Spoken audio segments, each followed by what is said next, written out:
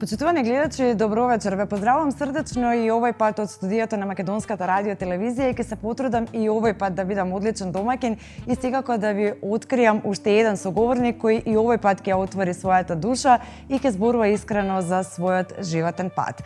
За кого станува збор ќе слушнете од кратката најава како и во секоја емисија, а сега погледнете го прилогот и се враќаме накратко во студио.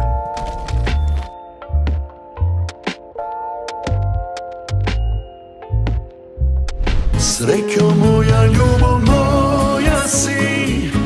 Емоции, искрени приказни и моменти што ретко ги споделува со јавноста. Зад блескавата сцена и многуте отпеани песни се крие човек со големо срце и неверојатна животна приказна. Вечерва, само во нашето студио, дознаваме нешто повеќе за него, за неговиот пат и неговите предизвици. Дами и господа, со нас е Јоце Панов. Твоето име остави.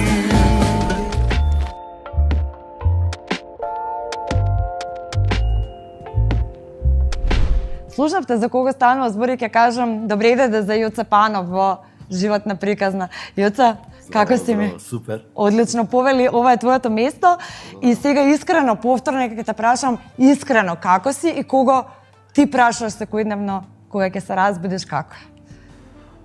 Па моментално мојот син Лука го прашувам како е, затоа што ете сега ние можеби таа фаза што прваче и многу ми е важно како ќе се снајде, како ќе го почне бидејќи е се уште мал. 2 декември е роден и некако цела година е. Сака да оди на училиште? Па сака, ама тој мисли дека училиштето е сепак игра, дека надвор ќе се игра со децата и сега бидејќи е целодневно до 3 часот, сепак, ама добро е, се снаоѓа добро. Сега е период на адаптација. Така, добро, Јоце, какво беше твоето детство? Роден си во Штип. Кое мало беше во Штип? Во Штип сум роден, во градската болница во Штип. Инаку, моите мајка ми е од центар, кај што е таа стара населба, кај што е Кежовица, Бањата, Лаџите, тоа сите штипјани знаат каде. Тоа е, се вика Ново село, тоа е една така најстара населба, која од каде е мајка ми како девојка. А ние, кога сум се родил јас, со татко ми купиле стан, куќа, односно во стамбена зграда, ама приземје ние се викаме како куќа, бидејќи имавме и двор во населба Баби. Така да бабите кога ќе кажете на штипјани знаат каде е. Така. Како изгледаше твоето детство? Дали е многу поразлично од она како живее твоето дете сега? Каде. Да. Каде. Не знам некојаш си викам дали сум казнет што имав такво детство или можеби сега децата се казнети што имаат полесно детство. Например, од тоа не знаеме што е подобро, навистина што е подобро. Да, има една поговорка, лесни времиња, не прават херои, треба тешки времиња за да направат херои, ама тоа е веќе релевантно, така да мислам дека денес на децата, особено родителите, многу повеќе со целото ова напред технологија, цивилизација на општеството, толку нагло им дозволи многу повеќе некако да уживаат во животот, да не се трудат децата, се да им биде некако достапно со оваа технологија и мислам дека колку е добро, толку знае да биде и лошо, толку знае малку да децата да ги би рекол да не употребуваат толку многу мисли, толку многу да не се мачат. Се е достапно некако. Да, така. Што е оно што прво ти текнува на твоето детство и ти недостасува? Прво што ми недостасува најмногу дружбата со другарите. Тоа беше време кога мислам дека по 3 пати дневно игравме фудбал, фудбалот траеше по 2-3 часа. Се дружиш сега со тие другари од твоето детство? Тие другари, дали еден или двајца има сега во Штип, од сите нив, за жал сите се некаде по светот, диаспора, многу, барем на овие социјални мрежи, ќе се слушнеме, ќе пишеме, ама ама кога ќе се вратам во Штип, во тоа мало, ќе свртам еден круг со колава и сваќам дека е многу жално што немам кај кого да се напијам кафе. Замислете си поминал цело детство до колку години живееш? Јас живеев до мои 17 години.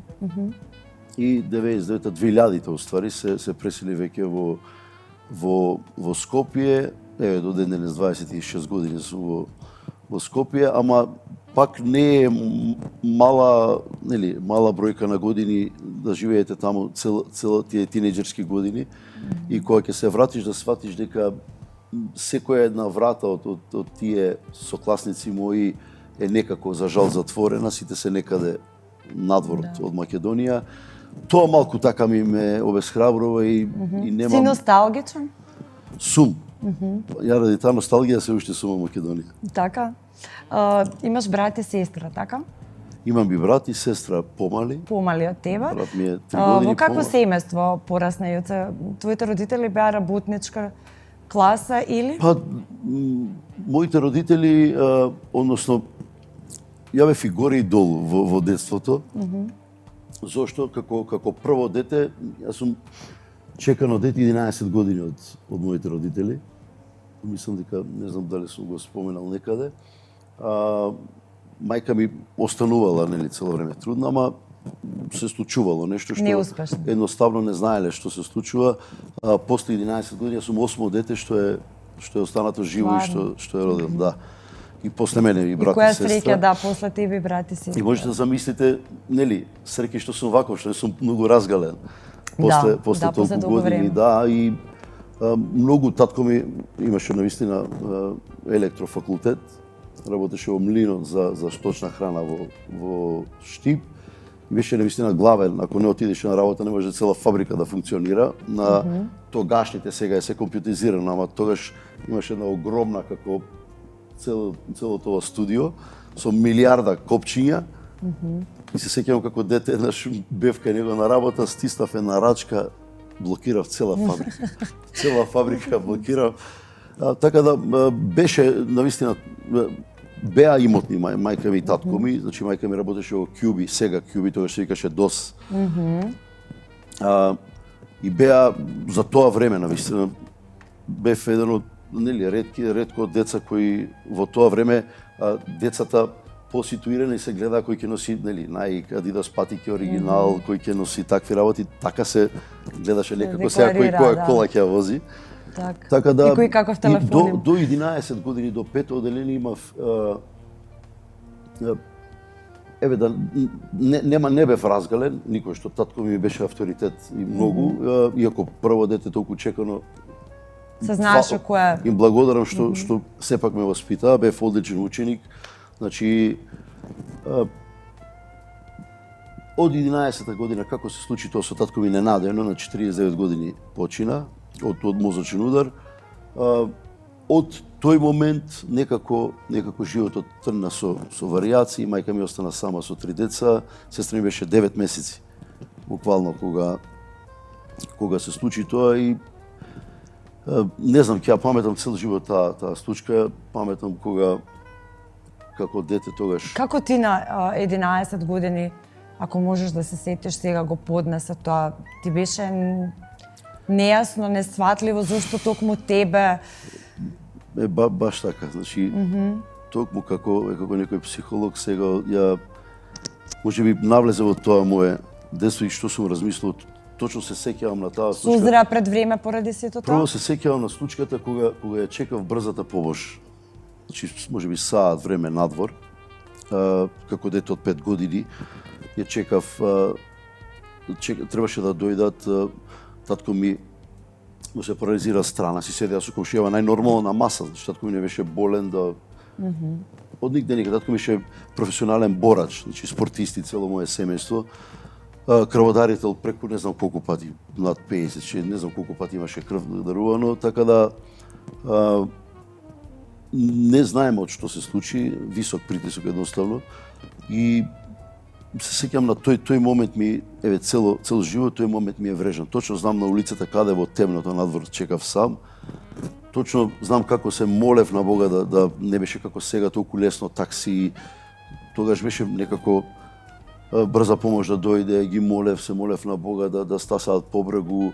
Како за Белја ги чекавме 40 минути, саат време можеби да дојдат, иако Штип е нормално, помал град, не е како Скопје со толку жители. Тоа е моментот што никош нема да го заборавам во животот. Секојаш си велев зошто сум толку мал, зошто сега јас не можам да помогнам некако. Да дојде на време, ќе имаше спас? Кој може да каже? Кој може да каже? Можеби, никој не може да каже, ама Тоа е прашање на кое немаш одговор, да. Знам дека кога дојдоа, кога го зема да го носат во болница, значи да го Во Штипската болница почна. Да, кога стана да оди, тогаш сватија дека веќе не може, инаку беше многу снажен, значи седеше буквално. Тогаш сватија дека целата страна е фатена, дека не можат. Тогаш го несо и толку траеше вечерта. Го несо може беше, не знам, 11-12 часот. Сабајле кога се разбудивме во 4-5 часот починал во болницата и не знам, тие се тие моменти што ете така едноставно почнав да не верувам во ништо, зошто ми се случува ова, зошто така имав некој страв како сега Како ќе понатаму, како да, ќе се дружиш сега со другарчињава, сите имаат родител, ти немаш, кој ќе ми биде потпора некако во реагираше животот. на другите деца кога ќе кажат тато? Многу бев созрав, многу, мислам, преку ноќ созрав. Мораше да бидеш ти глава после на семејството? Морав. Како постар брат? Кога замина сите, кога се случи или погребот, кога вечерта кога останавме сами, јас и мајка ми, брат ми и сестра ми, се сеќавам мајка ми ја држеше сестра ми вака 9 месеци беше бебе. И цел живот ќе се сеќавам на тие зборови, да рече од овој момент јас сум и мама и тато и тоа е моментот кога едноставно пораснав, кога мислам дека тука моето детство некако прекина. Од тој момент сватив дека морам да бидам столб некако на фамилијата, дека треба да бидам машката глава некако во семејството и тие моменти што можеби, ете, за среќа или несреќа ќе кажам во животот, некои велат добро да не се случило тоа, можеби немало да успееш да бидеш, да сакаш да направиш нешто во животот, ама не знам што е вистината, затоа на почеток го кажав, не знам колку е добро на децава кога секи им овозможиме, дали е подобро да уживаат во цел живот, како ќе се снаоѓаат утре, ако не дај Боже така останат дете без родители сами, или не знам навистина Кој што е. на вас ви помогна најмногу во тие моменти? Не знам, мислам дека никој, освен мајка ми. Не мислам, Мајка ти е херој во целата приказна. Тврдам, па ја во многу наврати сум го рекол тоа, многу луѓе за да не ме сватат погрешно дека нели секој својата мајка му е херој. Му е најдобро така. Ама во многу наврати сум го кажал тоа дека навистина беше посебна жена, гледајќи од тој денешен аспект.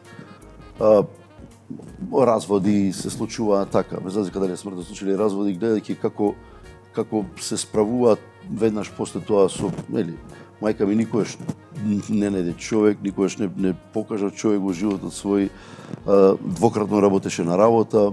Значи жртвување буквално за викендите вас. одеше да чисти, плюс нели станови, куќи со луѓе за да едноставно Ви изведе на да пат, може да. некако на прав пат да не изведе. Кога ја загуби мајка ти? 2017.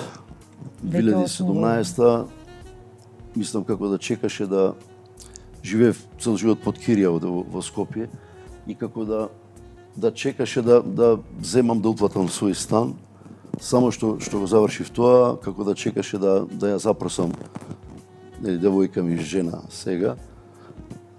И само што се случи тоа, се случи имаше со шекерот проблем, од нели сите тие стресови нормално, со шекерот и и однесо во Штип, требаше да често седеше кај мене. По 2-3 недели седеше во Скопје и однесо во Штип, понеделникот требаше да дојде во Скопје, неделата вечер мислам дека така, или вторник, среда требаше да дојде, вторникот се случи ова. Едноставно ми јави брат, она имаше со шеќерот и отишол високо, па ја онеле во болница. Ама никому ништо, имаше такви случаи претходно многу и окей. На колку години почина? Мајка ми на 63. 63 На години. 63, да. Ти се сруши тогаш целиот свет? Тогаш многу. Особено знаеш зашто? Затоа што сакав кога веќе јас застанав да речем на некој начин на нозе, да ја овозможам колку што може барем да поужива тоа што и тоа, И да ја возвратиш на некој начин. Да ја возвратам и тоа ми е најкриво што иако седеше неколку години претходно кај мене во Скопје овде, значи ама мислам дека заслужуваше барем да го види Лука, да дочека тоа што и беше некако од брат ми и од сестра ми дочека внучиња. Ама од мене и беше некако како прво дете сакаше, ајде, кога јас бев со кариерата, со... Добро, ти на некој друг начин си ја направил На некој борбата, друг начин, За претпоставувам. жал, тоа е животот, да, никогаш не може да се предвиди. Од каде е приказната со музиката, Јоци? Па од нив, токму од нив, од мајка ми и татко ми. Они се, мислам, музикално семејство сме сити од на татко страна и од на мајка страна. Сити тоа во многу наврати го имам кажано, дека тие виновници, јас кога сознавав за себе, мислев дека животот е таков. Кај нас секој ден се пееше, секој ден имаше хармоника, војко ми доаѓаа на гости. Тогаш многу се одеше по гости, тогаш Да. сега веќе се изгубија сите семејни вредности, вредности, сите тие фамилиарни вредности. Сега да ти дојде братуче, не се знаат веќе кои се. Тогаш многу доаѓаа и многу се сеќавам кај нас дома и ние кај нив. И нонстоп беше хармоника, нонстоп пее. Јас мислев дека така некако, дека тоа е животот, така мора да биде. Да. И така растев. А кој ти ја даде најголемата шанса? Каде прв пат запеа? Кога ги заработи парите први?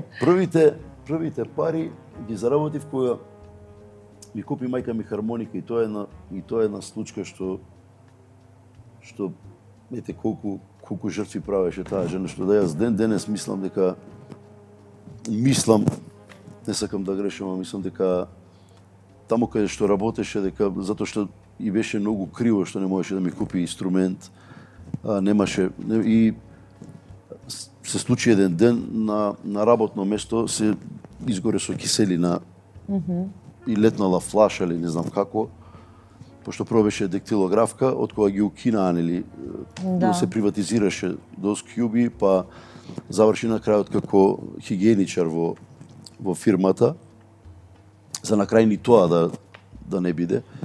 И тоа беше, првата моја, би рекол, хармоника, од тие како оштета на работа и нели некоја сума, не знам, зема пари и тоа беше првата моја хармоника, што ден денес ми е драга, си ја чувам, не ја продавам.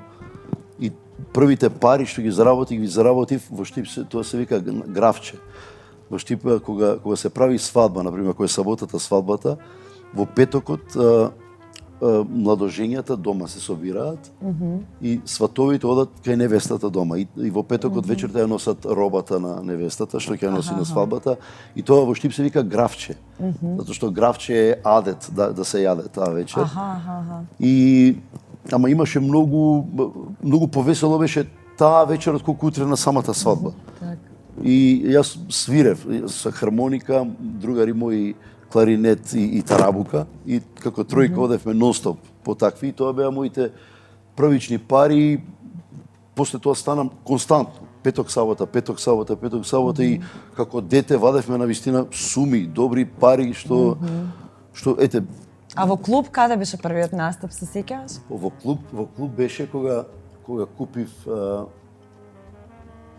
не купив клавиатура, него првично свиреше дете едно со мене од Штип на клавиатура и јас почнав да пеам. Првично нешто ми беше во Штип во кафич, во кафич, дали се викаше Energy, сега не се сеќавам точно, ама многу имаше ноќен живот, многу тогаш. И во Штип се сеќавам, значи секој ден кафич работеше, пеевме ние, доаѓа пејачи надвор од градот, на пример, гостува. Добро, и самиот Макфест, мислам, колку Самиот хитови. Макфест исто, и тоа е нешто што овој првичните настапи мои како пејач, како забавувач, тогаш уште на самите почетоци, ме водеше некоја таа енергија што кога ќе отидам на настап, тоа беше животен сон ми беше. Мене ми беше тие 2 сати 3, ако луѓето не правеа овации, ја од дете уште кога сум немал своји песни, јас живеев за аплауз. Ја живеев за да сите да ги пеат тие песни, живеев да ги песните да ги кратам, да влагам од рефрен во рефрен, да цело време да држам тензија, Да има сите биде атмосфера, цело време лудило, да нема можност некој да зборува помеѓу себе. Пак ќе кажам, тоа е енергија. Тоа е енергија Дали е најтешко да се пее пред својата публика, еве во случајот твој во Штип? Дали чувствуваш најголема одговорност? Најголема, дефинитивно, зашто секој тоа е така. Колку и да успееш надворот од своето место родно, на крајот секој од нас пак сака да те признаа дома, да едноставно да оставиш добар впечаток за твоето, нели, твоето окружување. Бидејќи те знаат секако и тука е најголемата одговорност. Тука е, и тука не можеш дефинитивно. да кикснеш никако. Од кого твоите колеги тогаш кога почнуваше на почетоците имаше најголема поддршка? Кој ти подаде рака, кој ти беше помош, поддршка? Првото нешто беше, се сеќам, прво нешто да запеам пред да почнам мои настапи беше Дуле од Дуле и Коки дуото, они се Штипјани. И се сеќавам во Фешан се викаше еден кафич. И јас се сеќавам. Дом на културата. Домот на културата, одма Фешан и хотел Астибо Так, Аза. Тука тоа беше збиднувањето и беше многу ин во тој период. Тој кафич и јас се сеќавам како дете одевки Дуле и Коки, нели, свиреа, беа навистина познати по тој ноќен живот, популарни. Тогаш немаше како сега секој втор пее. Во секој кафич имате деца што пеат. Тогаш беа многу ретко. Они беа можеби единствени што беа за ноќен живот, немаше многу. Кралеви беа на ноќниот живот. Дефи и први ги ја почнаа таа шема некако. И се сеќавам Дуле тогаш ми отстапи простор. Мац, мислам дека свиреше Мацко со нив клавиатури. Ми отстапи простор да седнам да отсвирам, беше преполно. И ме најави, знам дека испеав 2-3 песни, многу убава најава беше тоа и испеав 2-3 песни, добив аплауз и можеби тие се некои моменти што едноставно се пресекои и сигаш јас ова ќе го работам дефинитивно, а особено кога ќе добиеш аплауз од толку голема маса, тоа е многу битно. И второ ќе кажам и концертот во Штип. Јас собрав храброст да направам концерт во Домот на културата. Денес го имам тој концерт и да ви кажам искрено не сум го објавил. Ете прилика. Не, лично јас не се свиѓам на концертот. Како сум бил тогаш облечен. Па добро, тоа е некој друго време, да, која година беше? Сако малку поголемо, така. И сега јас пошто 2007 година е тоа. Сепак да, доста година. 2007 година Домот на културата беше, ако собира пример 670, таму имаше 900 луѓе. Ќе видите, ја имам на ветувам ќе ги објавам и сакам да ги објавам тие снимки. Имам нешто објавено на интернет. Тоа ми беше многу голем полет. Јас имав само 4 или 5 песни и ќе видите на тој концерт, ќе го објавам, ветувам. Тие мои 5 песни ги пеев 2-3 пати, ги вртев. Буквално цела сала ги пееше. Од децата беше посветен концертот за децата од Домот Искра за посебни потреби во Штип. За нив и дечињата беа и они присутни на самиот концерт. Пеја една од моите песни самите они.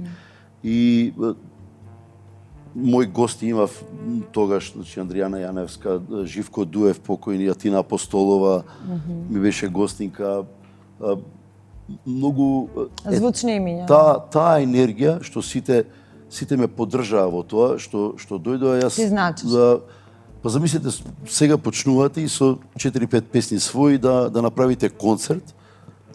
да биде преполно, да биде толку овации, 3,5 часа седеа внатре во салата. Никој не си замина 3,5 часа. Тоа би рекол беше моето, ветер во грб и тоа што го кажа, во Штип во својот роден град. И токму од тука се редеа после од таа подршка од Штип, од 2007 почна да се редат после 2009 песма Медитерана во Будва, каде што победи во таа дебитанска вечер, беше во моментот најголем фестивал во тие ју простори. Кој се пееше во живо, да. Во живо и од таму некако тргна целата таа интернационална кариера, би рекол, многу награди после на светски фестивали, албуми за City Records 2 во Хрватска, значи така почна се. По тој текст се движа работата, да. Каде ја запозна твојата супруга? На настав, каде ќе ја запознаш? На настав, не во библиотека, така. Во Скопје. Твојата супруга е од Скопје, така? Од Скопје, да. Од Скопје, во Скопје ја запознав. Настав точно се сеќавам и тоа беше во Расадник салата имаше во Кисела вода. Во Кисела вода имаше ноќен клуб беше во самата Расадник сала. И таму се сеќавам беше Декаденс, да. Декаденс се викаше, таму пеев и таму ја запознав 2008 година. 2008 година. Значи цели 17 години сте заедно. Да, 17-18 години. Полнолетство уште малку. Полнолетство, дефинитивно. Со што се занимава твојата супруга? Професор првично заврши германистика, германски филолог. Да, инаку после тоа се вработи, магистрираше на точно смерот човечки ресурси, human resource, нешто не знам точно, на него погрешен смерот. Магистерска заврши за тоа и се вработи во Евана, бидејќи германци и австрици се Евана и мислам дека скоро 10 години, ако не се лажам во... Така, во некој интервју прочитав дека често велиш дека таа била посебна бидејќи не била наметлива, не била нападна, навалентна. Затоа и мислам дека некако има чувство луѓето дека ја криеш можеби од јавноста, а не дека таа сака да биде во позадина. Сите мислат така. Јас сум многу пати денес кај мои пријатели што јас се дружам повеќе на пример со нив, многу ретко, значи едноставно таа е таква. Значи и на мој настапи на пример не е таква е што некојаш е тоа добро, некојаш е и лошо, некојаш и знам да се изнервирам да речам, нели, никаде не одиш со мене, било каде. Она радо би да си изгледа едно филмче вечер, да си легне во 9:30, да си спие, особено па сега, од кога е Лука. Така да не знам зошто и... Дали ти е таа најголем критичар? Зашто бараш совет најчесто од неа? Па за се. Таа е дефинитивно ми го промени стилот на еден стил имав кога се запознав со нејзе. Со долгите ракави. На друг фазон на облекување, затоа што се дружев со повозрасни музичари. Тие повозрасни музичари имаат некој скроз сосема друг фазон на носење во тоа време и сега јас како млад дечко се трудев со тие мантили некои црни со краоња црташ брадава така да ти биде подцрна, мислим нема логика. Да. Па на времето значи тие моменти од нејзе ми се променија многу затоа што така дискретно тоа знаеше да го направи. Со сила се правев повозрасен 10-15 години од тоа што сум. Затоа што може тој обично оди така, во кога тие си кругови помлад, се дружиш и сега нели што е нормално и одсекогаш за музика е многу музикална, значи страшно музикална, мислам, разбира музика многу, таа сака музика што цело време со нејзе се шалам на тоа, викам ако тебе те слушав, ќе си не знам, ќе си бев без пари со убави песни само, со песни што ти се допаѓаат тебе. Кога го работев албумот во Загреб со Миро Булјан, со Никша Братош, со Антонија Шола, со таа екипа, како ми ги праќаа песните, сака една поп музика, една некомерцијална, Оливер Драгоевич, например, некоја уживаше во песните на Тоше, тие што беа значи у тој фазон, слуша странска музика и се она сака еден таков терк и цел живот сме се со тоа, да викам, можам да го тераме тоа, ама не овде на овие простори. Да. Бидејќи Не е за широки маси. или да. не е за широки маси, за жал се променеа нештата. За жал, да. Сега пак е некој време кај што некако мислам дека доаѓаат во контрола работите. Ама тоа е моментот што ете со незе најмногу на тие работи сум се консултирал и затоа и ден денес се со мене дефинитивно. Ако била малку понападна на во било кој аспект, да била, нели, да сака да се истакнува, да издава во друштво, па да биде, нели, она да патиот комплекс да биде нешто сега, не знам каква дотерана, било што, значи напротив, мене ми се допаѓа што пудра има ставено во 10 години 2 пати. Значи, буквално тој тип на жени и можеби таа разновидност од што сум јас секојдневно со милион луѓе, например, и нешто спротивно, зашто би рекле, спротивностите се привлекува, да. Некако имам чувство дека сите овие 25 години си веќе на дел од сцената, дека и не беше така лесен патот за да стигнеш до својата цел и можеби да го реализираш твојот сон. Со кого приватно знаеш да пиеш кафе од твоите колеги и од кого од колегите бараш совет? Од колегите, совет. Совет, не знам дали сум барал конкретно совет. Јас можеби не барам совети, но јас многу знам да од разговорот извлечам тоа што јас сакам. Конкретно како совет никогаш не сум барал да ми кажеш, сепак сум јарец, нели, малку. Ама од повозрастните колеги, од секојаш, и не само од колеги, од повозрастните луѓе воопшто што се дружам, секојаш примам совети, многу сакам да ми зборуваат за животот нив. Како биле, што биле нивното детство, па како успеале. Така се чувствам кога сум прочитал книга, буквално. Чи секојаш се дружам и од секојаш сум се дружал со малку повозрасни луѓе од мене и настојувам тие луѓе да се успешни. Не за да јас патам од комплекс да се дружам со успешни луѓе. Туку да научиш. Напротив, туку луѓе што направиле нешто во животот, како оделе по тој пат, па имале па препреките што се сретнувале во животот, како се избориле со тие препреки. Тоа ми е некако ме храни, како да читам книга на успешни луѓе. Значи, од секој сум бил таков. Сакам да слушам мудри луѓе, едноставно, не мора да се успешни, туку мудри луѓе. Тоа е правилно истински збор. А твојот пат беше тежок? Мојот пат беше, што да ти кажам? Трновит. Кога го правев концертот во Македонска филхармонија, затоа што сега кај што е Македонска филхармонија, моето прво осознавање за Скопје беше таму, музичкиот факултет е тука, така. Так. Кога одев на пробите, кога гледам Македонска филхармонија, стојам вака и викам, чека, дали си свесен што прави, зошто? Затоа што кога дојдов сам во Скопје, прво кога се запишав на факултетот, беше толку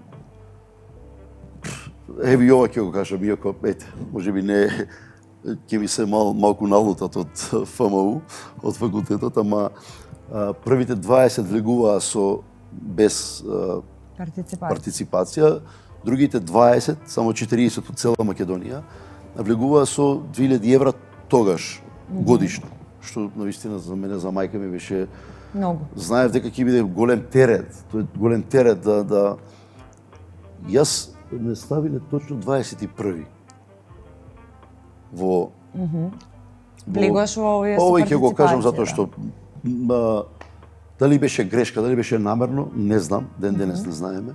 Имавме 3 приемни испити, хармонија, солфеж и клавир и пијано.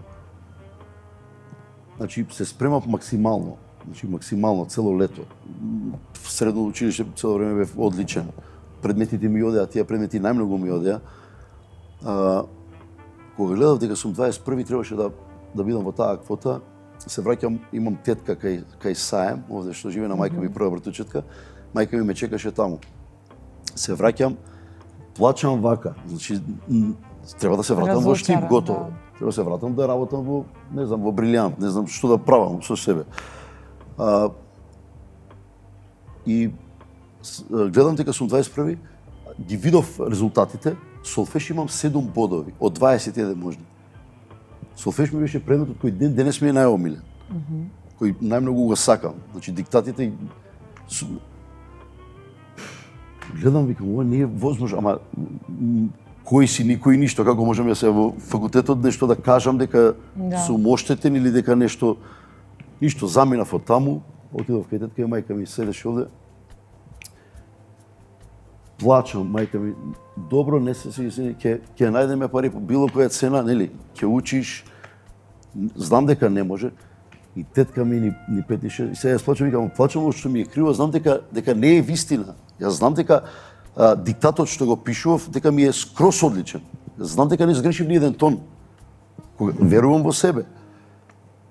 Како и тетка ми, таа е заслужена, денес јас си викам втора мајка, и тетка ми, како си, 100% си сигурен. Она има малку српско во незе. Еси сигурен ти дека, викам, викам, сум 100% сигурен. Немаш, теорија, викам, нема. Да беше било кој друг предмет да ми, може би клавир, ајде, може, како те оцениле, како си отсвирил, така. Ама не може, имаш факт, доказ. Да. И каде беше проблемот? Тетка се враќа тетка ми, на мајка ми, седи ти овде. Јас, тетка ми со мене заедно во факултет назад. Се враќаме, сте слушали сега Благој Цанев, кој беше учевме по неговите. Благој Цанев, син му Боријан Цанев е и диригентот и професор. Благој Цанев ми беше и омилен професор и после тоа на факултетот. Кај него полагавме, беше многу строг, многу праведен, после тоа сватив јас. И, леле, јас молчам, тетка ми отиде, она му се обрати, готово, други луѓе ги избрака, готово завршен совет, толку, завршено кој примени, толку е приказкала, јас, леле, и тетка ми ништо, му се обратила, ја прими повелете што, така и така, немаат финансии да учат, ама вика, е сигурен дека кај вашиот предмет напишала има минимални бодови. И да дирнете вие таков професор со крст на чело, знаете што значи? Како се ободови, тука се случи хаварија, влегоа во, ги извадија диктатите, тестовите сите, максимум бодови. Сите 21 заокружено со црвено пенкало. И сега не му е јасно, вика, господи, вика, вика, нели, што е проблемот? Ама вика, на табла има 7. Како 7, знаеш?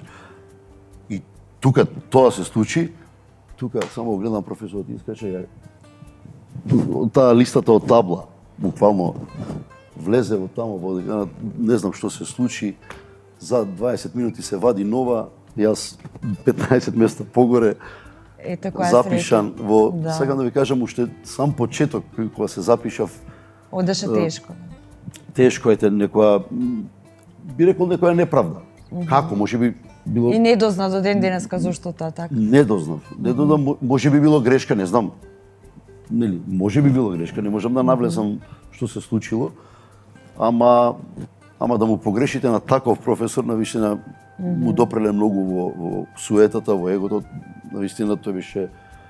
Но правдата е излегла на површина. И ете, така се запишав и сите тие работи што цел живот пешки сум одел по ладно, уште како не, на факултет, ваму таму, маки цел живот овде, и кога дојдов на тоа место, кога сватив дека јас снимам реклама за мојот концерт солистички во филхармонија, не знам, вака се тресев, тоа ми се чувствуваше и на самиот концерт и на гласот на пеењето и на таква возбуда немало. Тоа за мене беше, најголемата... Вложуваш навистина многу во твојата кариера и не само овде, туку и надвор од Македонија.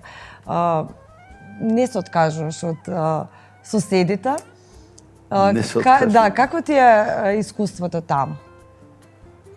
Па конкретно и Србија, и Хрватска, и Босна, например, сум од сите тие земји сум добила награди како Краљево се сеќавам го успешен пејач, просперитетен пејач уште кога почнував, значи никогаш не сум имал некоја бариера да почувствувам дека имам, не знам, дека нешто не се наклонети кон мене конкретно како македонец, например, или напротив сум бил дочекан секогаш Топло примен? Топло примен од секогаш билете така со некоја позитивна носталгија и хрватите и србите кон македонците и босанците дури. Ја сакаат таа наша песна, таа наша душа, 7/8 ритам. Некако ја сакаат едноставно нашата култура и мислам дека немаат ништо против, затоа што ние сме сепак еден племенит народ што никој со никој не сме се замериле, реално е така и не сум почувствувал дека имам некоја бариера да или кочница да нешто не ми е овозможено таму, напротив. Напротив сум нон-стоп викам по емисии, јас сум тој што и некогаш не можам да постасам да отидам, затоа што цело време Белград Скопје на релации. Сега пак ќе кажам единственото нешто што треба да живееш. Како јас тоа го споредувам со Штип и Скопје. Ако не сум дошол во Скопје, ако не сум останал да живеам во Скопје, се тоа немало да биде сигурно, затоа што кога сте во тој град каде што се случуваат сите збиднувања, тогаш можете да се борите и да успевате во тоа што го работите. Тука се случува се едноставно. Тука е така како што е Скопје за Македонија, така е Белград. Така е Белград за сите бивши простори и за целата диаспора. И затоа е Белград така останало. Гледате дека сите популарни пејачи што се најголеми звезди многу малку потекнуваат од Србија и од Белград. Така. Сите се Но се случува таму, така. Дали имаш некоја представа Јоце колку до сега финанси си вложил во твојата кариера? Јас цело време Колку станови? Не знам, јас цело време кога ќе кажам на некој милион евра си вика тоа или е лут или